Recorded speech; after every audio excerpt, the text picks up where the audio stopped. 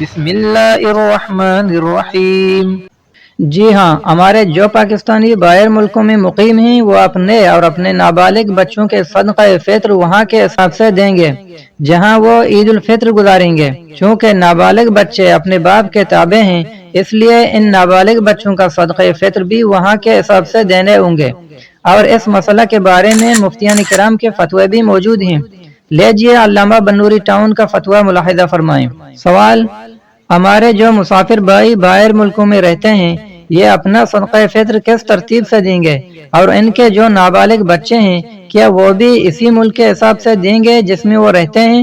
مثلا دبئی میں وہ اپنا اور اپنے نابالغ بچوں کا صدقہ فطر درہم کے حساب سے دے گا۔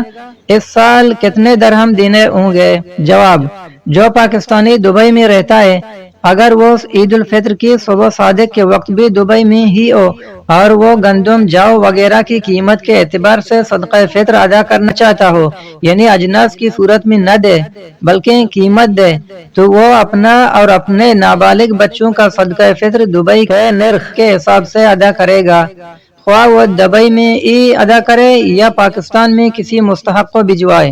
نیز اسے اختیار ہے کہ وہ پاکستان میں پاکستانی کرنسی میں فطرہ ادا کرے یا درہم کی صورت میں ادا کرے۔ اور دوسرا فتویٰ بھی آپ پڑھ سکتے ہیں۔